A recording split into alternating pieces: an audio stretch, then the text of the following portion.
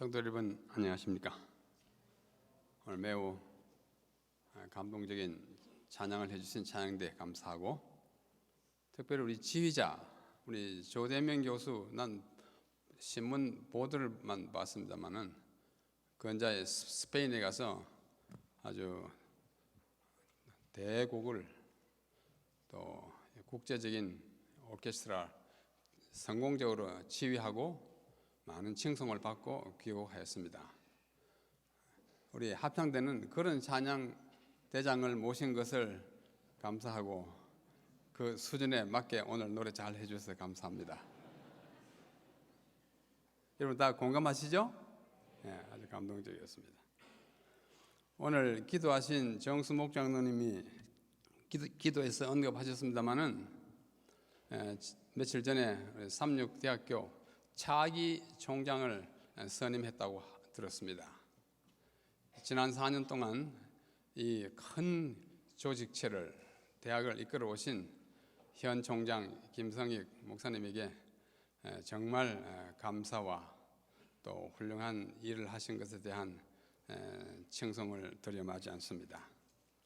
이제 후임자로 선택되신 김일목 목사님은 또 그 뒤를 이어받아서 또 더 아름답게 이 대학의 이 역사의 이 수레바퀴를 지적으로 영적으로 모든 면에 앞으로 전진시키는 그런 봉사를 하게 되기를 바랍니다.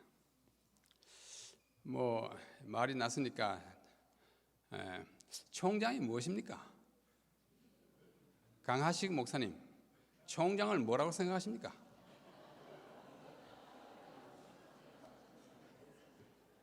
유구용 교수님은 총장이 뭐라고 생각하십니까? 바로 옆에서 많이 보좌해 오셨는데. 불친분? 그 어떻게 제 마음을 쏙쏙 빼가지고 말씀하십니까? 진짜로 불친분, 여기 불친분을 써가지고 왔습니다. 총장은 불친분입니다. 4년 동안 잠 잘 못 주무시고 5,500명의 학생과 200 수십 명의 교수와 300 몇십 명의 직원, 그리고 이 안에 있는 또 하부 교육기관들을 거느리면서 수고 많이 하셨습니다. 불친분이에요. 불친분 그 근무 시간이 끝나면 자기 자리로 돌아갑니다. 돌아가셔야 되고 돌아갑니다. 돌아가면 또 본무에 충실하는 것입니다. 우리가 지도자를 바꾸어 모실 때마다 늘 생각하는 새로움과 또 염려 이런 것들을 많이 있지 않습니까? 그래서 우리 김성익 목사님은 14대 총장이시고 내년 3월 1일부로 이제 취임하게 되는 김일목 목사님은 15대 총장입니다. 가끔 사람들이 저를 소개할 때 삼육대학교 전 총장이라 이렇게 말합니다. 그 옆에 있던 사람이 아니야, 전 총장이라 그래요. 제가 보니까 제가 10대입니다. 전 총장입니다. 제가 너무 오래 사는 것 같아요, 은퇴하고 나서. 그러나 제가 절대로 뭐 간섭하거나 뭐 하지 않을 테니까 이 교회에 나오는 거 지탄하지 마시고 늘 반갑게 맞이해 주십시오.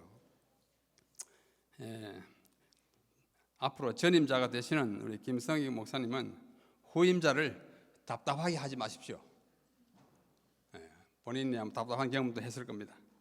또 후임자인 김일목 총장님은 전임자를 섭섭하게 하지 마십시오. 답답하게 하지 않고 섭섭하지 않게 하면은 정말 아름답습니다. 그래야 삼육대학답고 재림교회 학교답고 우리 모두 전임자나 후임자나 같이 존경하고 같이 사랑하고 같이 받들어서 이 대학을 약 10,000명이 되는 이 캠퍼스에 우리 모든 가족이 전진하게 되리라 생각합니다. 오늘 저는 좀 특별한 제목으로 설교를 준비하였습니다. 이제 나옵니까? 이게 무엇입니까? 롤러코스터. 참 잘 아십니다. 올라갔다가 내려왔다가 올라갔다가 내려갔다 하지 않습니까? 저는 오늘 여러분들이 즐겨 타는, 어른들은 즐겨 못합니다. 우리 젊은이들은 많이 즐겨 타는데 저는 한 번도 못 타봤습니다. 겁이 많아가지고. 제가 오늘 들어오자 하는 말씀은 바울의 롤러코스터 12회 전입니다. 원래 여기에 있는 것처럼 순서지에 있는 것처럼 12개월로 했다가 지난밤 1시에 깨가지고 12개월을 12회전으로 바꿨습니다. 가만히 누워 생각해 보니까 12개월이 마음에 들지 않습니다. 자, 롤러코스터 이거예요. 올라가고 내려가고 올라갈 때는 기분 좋지만 내려올 때는 좋기도 하고 간이 다 떨어지지 않습니까? 여기 있는 우리 여학생들 타봤어요? 한 번도 안 타봤어?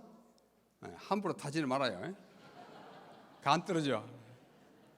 자, 우리나라에서는 이걸 이제 이 그림 때문에 청룡열차라 그럽니다. 그렇죠? 청룡열차. 그런데 저희 아이들이 어릴 때 특별히 막내가 이거 아주 좋아했어요. 이거 막 타더라고. 미국에 그 무슨 뭐 매직 마운틴인가 거기 가니까 이게 막 타요. 멀리서 보기만 해도 아주 아슬아슬했어요. 이게 플래닛 코스터라고 하는 데서 나오는 건데요.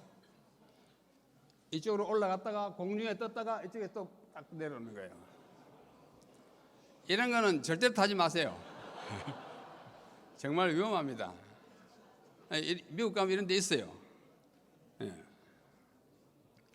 바울의 롤러코스터 제1회 한 번 돌 때마다 1회전은 그는 지독한 박해자였어요. 사도행전 7장 57절로 60절 저희가 큰 소리를 지르며 귀를 막고 일심으로 그에게 달려들어 성 밖에 내치고 그가 누구냐 하면 스데반입니다. 돌로 칠세 정인들이 그 옷을 벗어 사울이라 하는 청년의 발 앞에 두니라. 저희가 돌로 스데반을 치니 스데반이 부르짖어 가로되 주 예수여 내 영혼을 받으시옵소서 하고 무릎을 꿇고 크게 불러 가로되 주여 이 죄를 저들에게 돌리지 마옵소서 이 말을 하고 자니라. 이 마지막 말은 누구의 말씀 비슷합니까? 예수님이 십자가에서 하신 말씀과 비슷합니다. 참 예수님을 따라가는 제자 스데반의 죽음입니다. 이 스데반이 죽을 때 그의 옷을 벗겨서 사울에게 갖다 줬습니다. 사울이 그 지금 현장을 감독하고 있었어요. 이게 스데반이 순교당하던 장면을 어느 화가가 그린 것입니다. 그림은 우리에게 더 가깝게 그 광경을 다가오게 해주지 않습니까? 바로 이 자리에 세운 교회가 있어요. 예루살렘 기드론 골짜기 들어가는 입구에 세워진 그리스 정교회입니다. 성지 여행을 다녀오신 분들은 이 교회를 가보셨을 것입니다. 이 지독한 박해자가 사울이 그의 죽임 당함을 마땅히 여기더라. 돌로 맞아가지고 피 흘리며 죽는 거 마땅히 죽어 싸다고 생각하는 사울이에요. 그 나라 예루살렘에 있는 교회에 큰 핍박이 나서 사도 외에는 다 유대와 사마리아 모든 땅으로 흩어지니라. 경건한 사람들이 스데반을 장사하고 위하여 크게 울더라. 사울은 바울 되기 전에 첫 이름이 사울입니다. 사울이 교회를 잔멸 또는 진멸할색 각 집에 들어가 남녀를 끌어다가 옥에 넘기더라. 참 지독한 박해자였어요. 그런데 이 박해자가 사도행전 9장에 가면 정말 특별한 경험을 합니다. 사울이 주의 제자들을 대하여 여전히 위협과 살기가 등등하여 대제사장에 가서 다메섹 여러 회당을 갈 공문을 취하여, 다메섹은 이스라엘 북쪽에 있는 시리아의 수도 다마스커스를 성경이 다메섹이라고 합니다. 이는 만일 그 돌을 예수 믿는 돌을 쫓는 사람을 만나면 물은 남녀하고 결박하여 예루살렘으로 잡아오려고 대제사장에게 허락을 받아가지고 가는 것입니다. 사울이 행하여 다메섹에 가까이 가더니 호련히 하늘로서 빛이 저를 둘러 비추는지라. 땅에 엎드려져 들음에 소리가 있어 가로되 사울아 사울아 네가 어찌하여 나를 핍박하느냐 하시거늘 주여 니시오니까. 겁에 질린 사울의 대답입니다. 가라사대 나는 네가 핍박하는 예수라.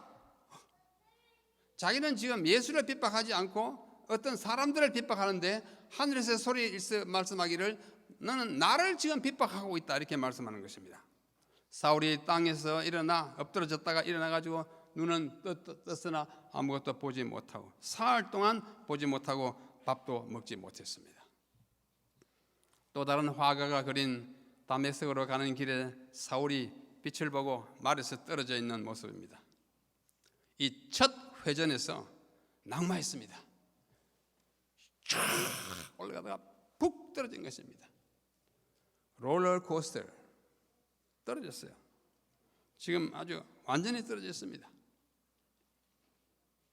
예수님이 하늘에서 그에게 말씀하시는 장면입니다. 떨어진 사울, 롤러코스터에서 내리막길을 걸은 사울입니다. 그때에 다메섹에 아나니아라 하는 제자가 있더니 주께서 환상 중에 불러 가라사대 아나니아야 하시거늘 주여 내가 여기 있나이다 하니 주께서 가라사대 일어나 직가 곧을 직 거리가 직가라 하는 거리로 가서 유다 집에서 다소 사람 사울이라 하는 자를 찾으라. 저가 기도하는 중이다. 저가 아나니아라 하는 사람이 들어와서 자기에게 안수하여 다시 보게 하는 것을 보았느니라. 예수님 참 바쁘셔요. 사울에게 지금 이야기해놓고 아나니아에게 이야기해가지고 둘이 어디서 만나게 하는 것입니다. 이게 직가입니다. 지금부터 약 100년 전에 직가예요. 자동차는 없고 말 타고 가는 사람들이 있고 사람이 걸어다니는 직가입니다. 100년, 1900년 경에 직가. 오늘날의 직가는 이렇게 생겼습니다. 말은 이제 자동차로 대치되고 건물이 좀 2층, 3층으로 이렇게 높아진 거리입니다. 우리나라 한 70년대나 될 만한 그런 풍경이에요. 제가 갔을 때도 모양이 이랬습니다. 이 직가를 쭉 따라서 가면 마지막에 가면 이런 작은 반지하 교회가 나옵니다. 이것이 다메섹에 있는 아나니아 교회입니다. 아까 말한 그 아나니아예요. 바울을 이제 바울되게 하고 그에게 안수해서 이제 그를 하나님의 종으로 만들게 하는 하나님이 보내신 사자 아나니아가 살던 집에 세워진 교회입니다. 아주 좁아요. 한 20명 남짓 앉을만한 그런 곳입니다. 그 벽에는 이런 액자들이 많이 붙어 있어요. 바울의 생애를 그림으로 그린 여러 장면입니다. 이러던 사울이 아주 극적인 경험을 합니다. 극적으로 마음을 고쳐먹는 것입니다. 사도행전 9장 13절입니다. 아나니아가 대답하여 가로되 주여 이 사람 이 사울에 대하여 내가 여러 사람에게 들어본 즉 그가 예루살렘에서 주의 성도에게 적지 않는 해를 끼쳤다 하더이다. 겁났어요. 그래서 여기서도 주의 이름을 부르는 모든 자를 결박할 권세를 대제사장에게 받은나이다 하거늘 주께서 가라사대 가라. 이 사람은 내 이름을 이방인과 임금들과 이스라엘 자손들 앞에 전하기 위하여 택한 나의 그릇이라. 그릇 아시잖아요. 큰 인물을 그릇이라 그럽니다. 큰 그릇입니다. 큰 그릇은 좀 늦게 된다 그러잖아요. 대기만성 기자가 그릇입니다. 큰 그릇이라. 그가 내 이름을 위하여 해를 얼마나 받아야 할 것을 내가 그에게 보이리라 하시니 아나니아가 떠나 그 집에 들어가서 그에게 안수하여 가로되 형제 사울아 주 곧 네가 오는 길에서 나타났던 예수께서 나를 여기 보내어 너로 다시 보게 하시고 성령으로 충만하게 하신다 하니 즉시 사울의 눈에서 비늘 같은 것이 벗겨지고 다시 시력을 회복하게 됐습니다. 일어나 침례를 받고 바울이 침례받는 음식을 먹기 시작합니다. 또 한 화가는 아나니아가 사울에게 눈을 뜨게 하고 머리에 손 얹어 안수하는 장면을 그림으로 그렸습니다. 참 그림 아름답죠? 그래서 그는 이제 하나님의 일을 하기 시작합니다. 극적인 회심을 하고, 사울은 힘을 더 얻어 예수를 그리스도라 증명하여 다메섹에 사는 유대인들을 굴복시키느라. 바울이 이 말 힘이 굉장히 강해가지고 뭐 하면 모든 사람을 말로 넉다운 시키는, 굴복시킵니다. 그 한 말이 뭐냐면 예수가 그리스도다, 그거예요. 아마 여러분들은 그분이 그분 아닌가 이렇게 생각하지만 그분이 그분 아니에요. 예수는 그분의 인간으로서의 이름이고, 그리스도는 특별한 사명의 이름입니다. 기름 부음을 받은 자, 그분은 왕이시요 메시아고 선지자요. 그분이 바로 하나님이 예언하고 약속했던 메시아다. 메시아나 그리스도나 같은 뜻이에요. 막 사람들을 전도하니까 여러 날이 지나며 유대인들이 사울을 죽이기를 공모하니라. 그 계획, 그 흉계가 사울에게 알려지니라. 이제 잡혀 죽을 판이 되니까 이 사울을 아끼는 그 제자들이 밤에 광주리에 사울을 담아 성에서 달아내립니다. 지금 달아내리잖아요. 이게 밤이에요. 저기 달 보면 밤인 줄 알 수 있습니다. 도망갑니다. 왜? 큰 일을 하기 위해서 작전상 후퇴를 하는 것입니다. 이게 2회전 롤러코스터입니다. 자, 이제 3회전입니다. 그는 열정적인 전도자가 됩니다.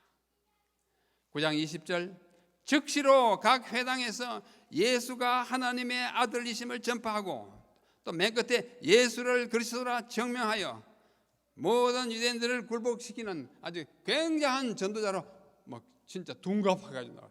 사람들 좀 놀래가지고 막 잡아 죽이는 사람이 이제 막 적극적으로 그리스도를 전하니까 사람들이 다 놀랬습니다. 마침내 그는 사도행 13장에 가보면 선교 여행을 떠나게 됩니다. 제1차 선교 여행입니다. 안디옥에서 갑니다. 주를 섬겨 금식할 때에 사람들이 성령이 가라사대 내가 불러 시키는 일을 위하여 바나바와 사울을 따로 세우라 하시고, 이에 금식하며 기도하고 두 사람에게 안수하니, 첫 목사 안수입니다. 안수하고 하여 두 사람이 성령의 보내심을 받아 실루기아에 내려가 거기서 배 타고 구브로에 가서 살라미에 이르러 하나님의 말씀을 유대인의 여러 회당에 전할세. 요한의 다른 이름은 마가입니다. 성경에 요한이 여러 사람이 있는데 그 중에 한 사람은 요한복음을 기록한 요한이고, 이 요한은 마가복음을 기록한 요한입니다. 마가를 수정자로 데려갔습니다. 왜냐하면 이 기둥 같은 두 목사님이 전도 여행을 가는데 누군가 이 인턴 전도사 한 사람이 따라가야 일이 잘 됩니다. 그죠? 여러 가지 심부름도 해야 하고. 그래서 같이 갔어요. 갔는데 어릴 적부터 좀 성격이 좀 암된 이 마가가 이 두 어른을 모시고 가는 일에 굉장히 부담을 느끼고 잘 못했어요. 그래서 배를 타고 구브로를 지나가죠. 지중해 건너서 저기 오늘날 터키 밤빌리아에 갔는데, 밤빌리아에 가면 굉장히 높은 언덕이 있습니다. 딱 보니까 언덕을 넘어갈 거 생각하니까 도저히 자신이 없어가지고 그 다음날 아침에 살며시 먼저 일어나가지고 어제 배를 타고 온 그 항구 거기 혼자 도망가가지고 그만 예루살렘으로 집으로 돌아가 버렸습니다. 아침에 일어나 보니까 두 목사님 보니까 마가가 없어요. 할 수 없이 수소문해 보니까 배 타고 갔다 그래.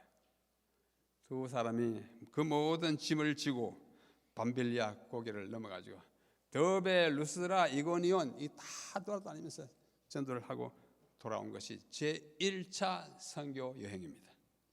아까 우리 어린이 설교 때 여행 중에 무슨 여행이 있었어요? 선교 여행. 바울이 선교 여행했어요. 그래서 그는 열심히 전합니다. 나중에 보면은 여기 아그리빠 왕과 버니게와 베스도 총독 앞에서도 막 전하는 굉장한 파워를 가진 전도자가 되었습니다. 좀 후대의 일이지만은 후대. 그러나 이 바울도 처음부터 모든 면에 완전한 지도자가 아니었어요.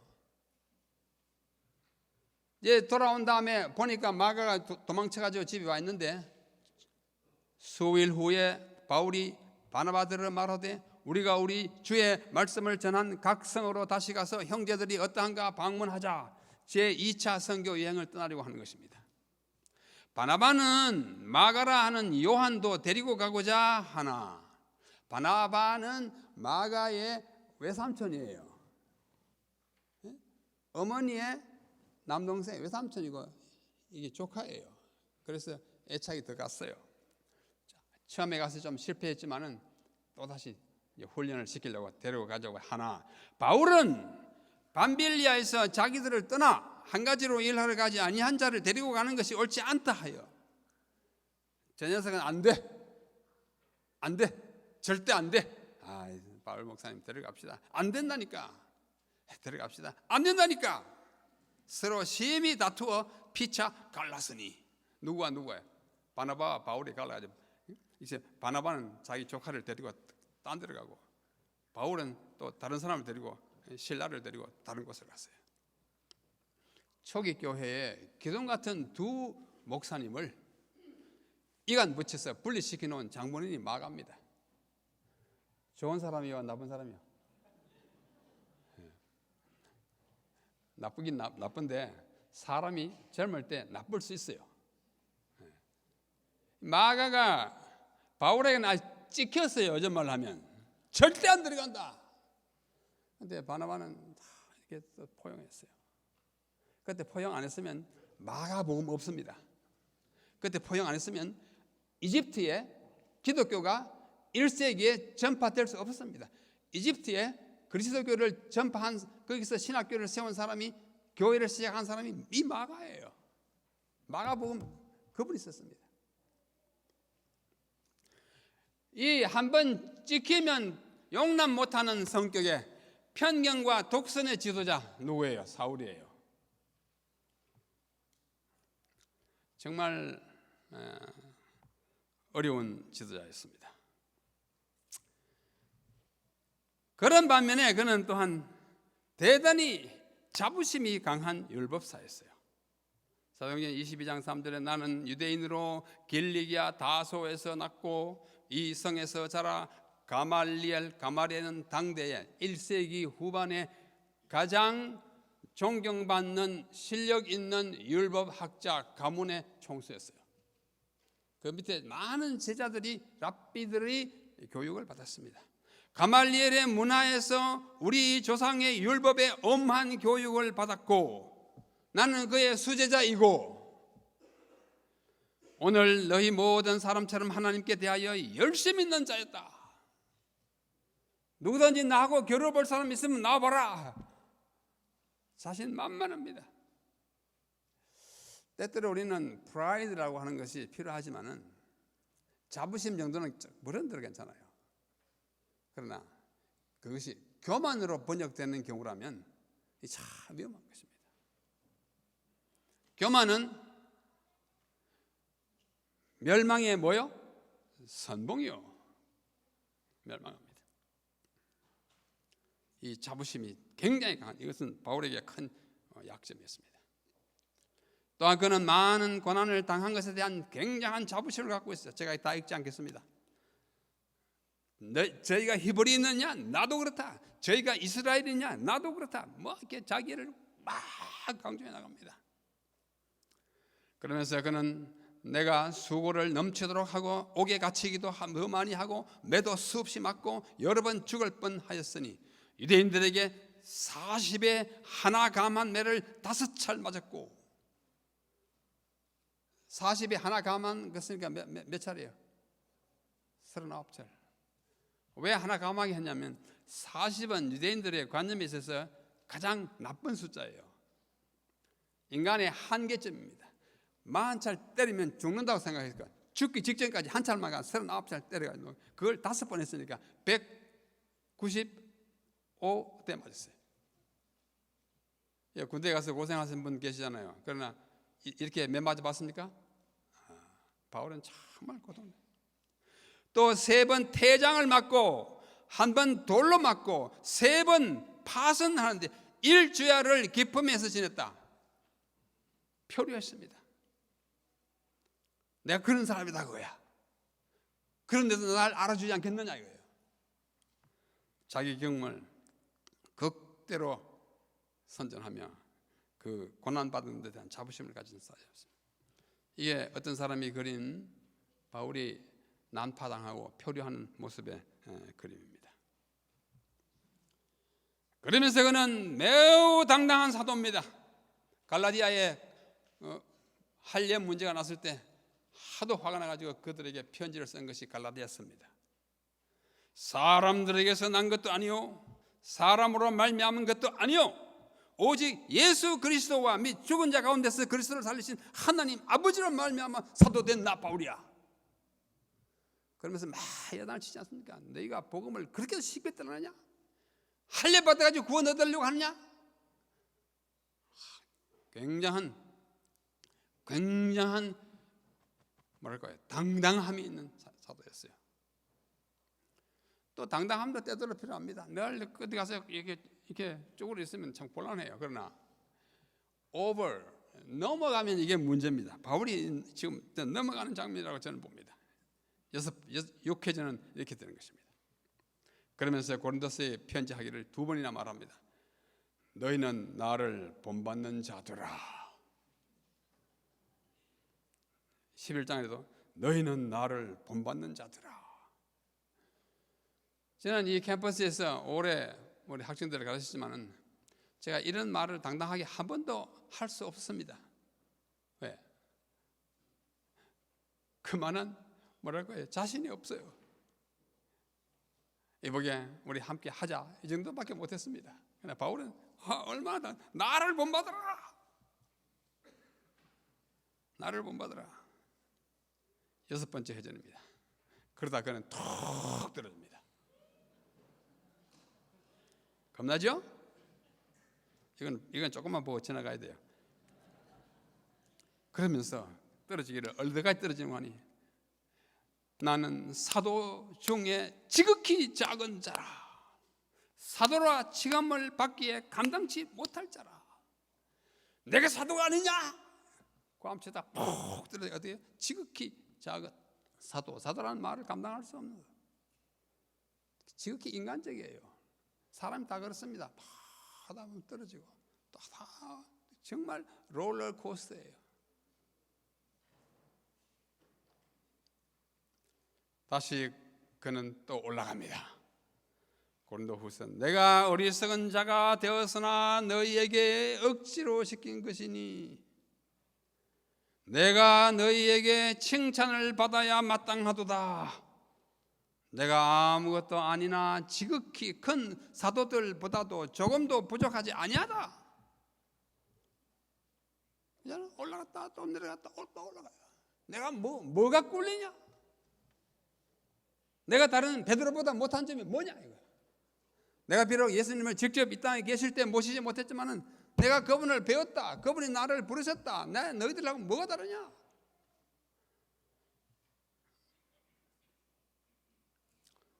올라갑니다. 또 떨어질까요? 안 떨어질까요? 떨어집니다. 떨어져요. 팍 떨어집니다. 얼마나 떨어지는 거 하니? 모든 성도 중에 지극히 작은 자보다도 더 작은 나. 이제는 사도도 아니고 성도 중에서 지극히 작은 자보다 더 나니까 뭐 떨어질 대로 다 떨어진 거예요. 지극히 작은 자보다 더 작은 그 밑에 지옥밖에 없죠. 오르락 내리락 오르락 내리락. 이제 또 올라갔다가 내려갔다가 또 팍 롤러코스터에서 떨어지는 바울입니다. 떨어졌습니다. 또 올라갑니다. 빌립보 내가 8일 만에 할례를 받고 이스라엘 족속이요 베냐민 지파요 히브리인 중에 히브리인이요. 그 말이 무슨 말이에요? 내가 골수 히브리인이요 율법으로는 바리새인이요. 아시는 대로 바리새인들은 율법을 가장 잘 지킨다고 뽐내면서 아주 율법을 막 사람들이 지키기에 어렵게 막 세부적으로 얽어맨 사람들인데 내가 그들 중에 속한다고요. 오를 대로 올라가는 것입니다. 또 떨어져요, 안 떨어져요? 또 떨어집니다. 보기에도 아슬아슬하게 떨어집니다. 이렇게 올라간 사람이요, 올라가서는 뭐라 그런지 아세요? 오라 나는 곤고한 사람이로다. 내가 딱 폼 잡고 뽐내지만은 속에는 뭐가 있어요? 고민이 있어요. 자기가 자기를 알잖아요. 자기가 뭘 하고 싶은데 잘 안 되잖아요. 자기의 연약함을 자기는 아는 것입니다. 오라 나는 곤고한 사람. 이게 뭐 바울이 회심하기 전에 이야기가 아니에요. 또 초기의 이야기도 아니에요. 로마서를 쓸 때 같으면 굉장히 후대, 그가 아주 막 전성기에 있을 때 쓰는 얘기입니다. 이 사망의 몸에서 누가 나를 건져내랴. 여러분과 똑같고 저와 똑같은 바울입니다.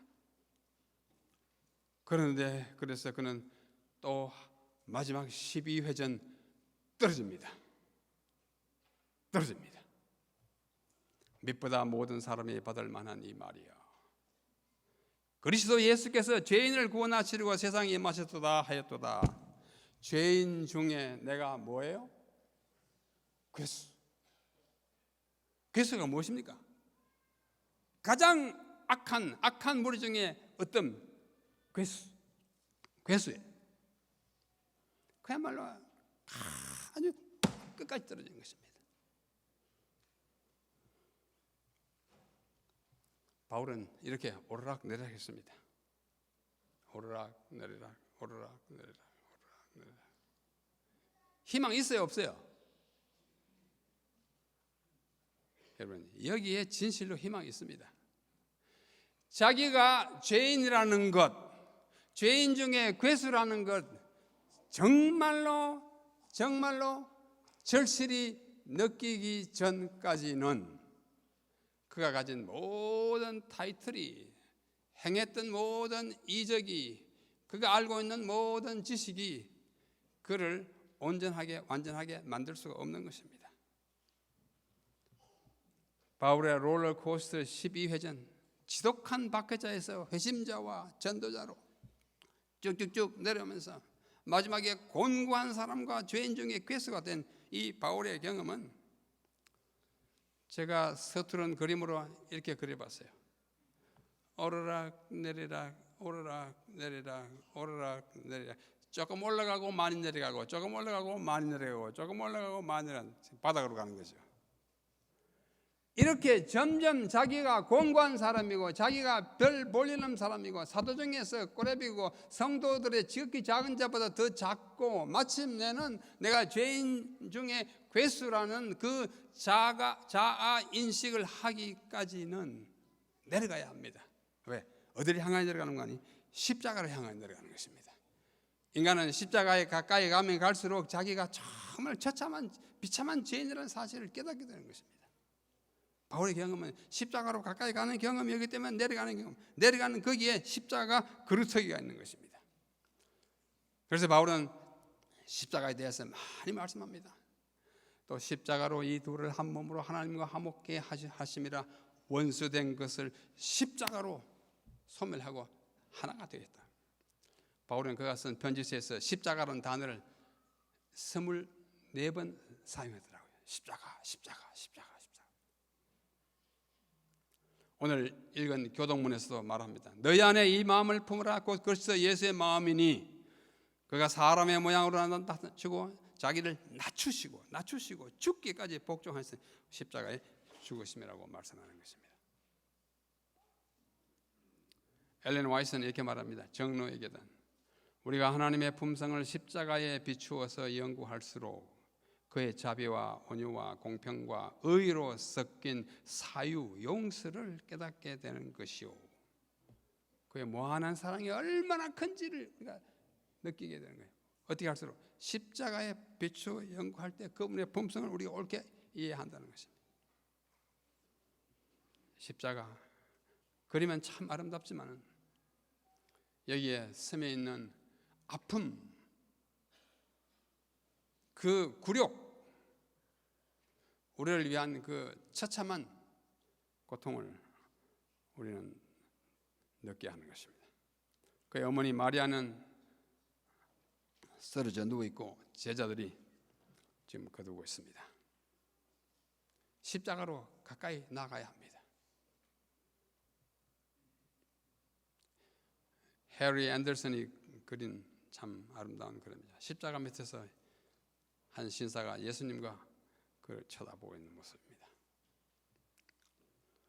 우리는 십자가를 멀리서 바라보는 믿음에서 저 먼 언덕, 십자가 아래로, 십자가 바로 밑으로 바짝 다가가서 십자가를 쳐다보는 믿음으로 나아가야 합니다. 십자가의 의미가 내 마음에 직접 다 올 때 나는 내 죄 있는 것을 깨닫게 되는 것입니다. 우리 이 교회에 이 참 조형 뒤에 십자가 참 잘 해놨는데 이것 때문에 가리에서 보지 못하게 돼서 안타깝습니다. 십자가 참 아름다운 십자가. 십자가 바로 밑에서 그분을 쳐다볼 때 내 자신에 대한 파악이 달라집니다. 자신감이, 자부심이, 뭐 어떤 뽐내고자 하는 것이 다 사라지는 거예요. 내가 뭐였다 다 사라져요.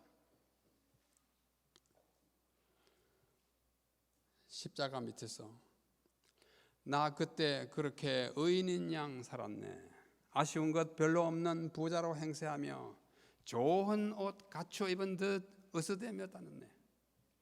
십자가 밑에 와서 주의 얼굴 쳐다보면 그분의 젖은 눈길 나의 두 눈 적시며 가로되 너 언제까지 그리 살려 하느냐.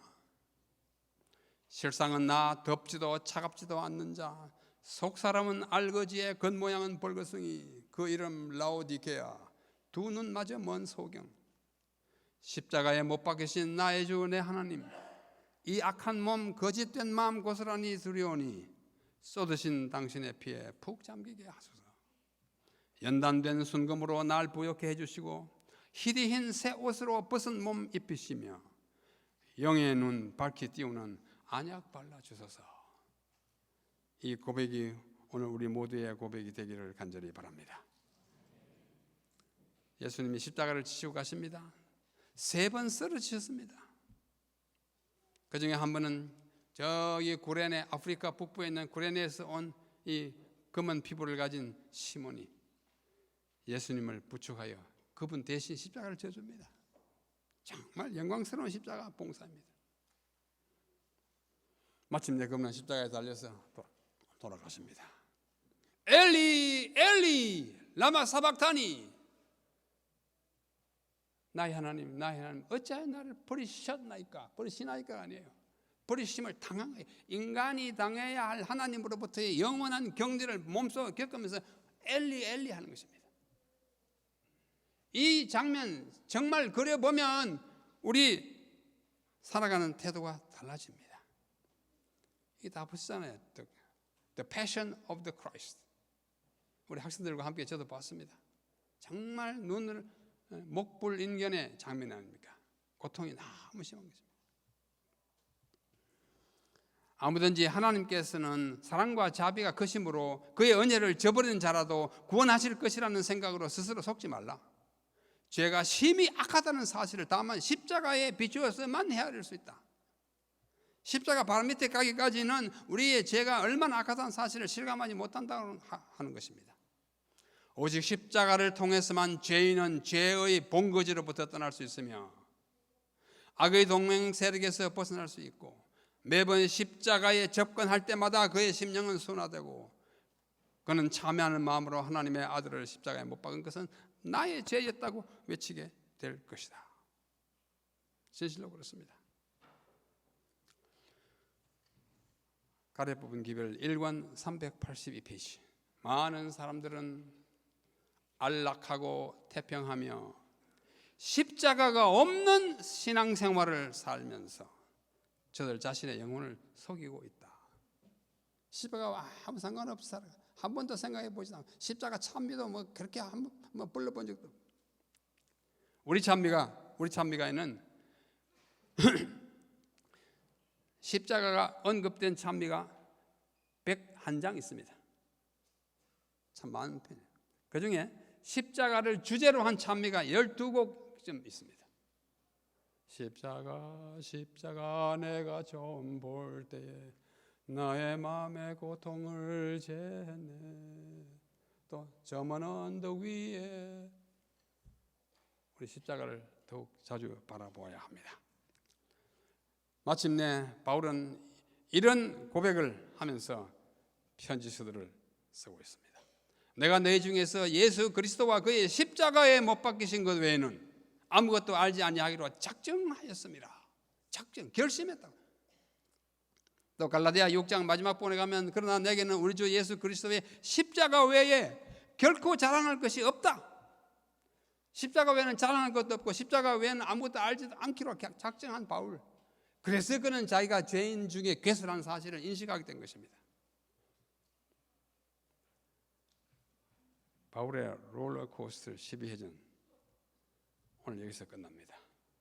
우리 사랑하고 존경하는 대학교의 성도 여러분, 우리 모두 좀 더 십자가에 가까이 다가서서 쳐다보며 자신을 살피며 살면서 바울처럼 내가 그리스도께서 나를 의인으로 삼아 주셨지만 내 실상은 죄인이라는 이 깊은 인식 가운데 서로를 존중하며 이 교회를 사랑하며 함께 봉사하며 사시다가 우리 주님 오시는 그날 다 함께 우리 주님과 영원한 생명에 들어가게 되기를 간절히 바라면서 말씀을 마치겠습니다.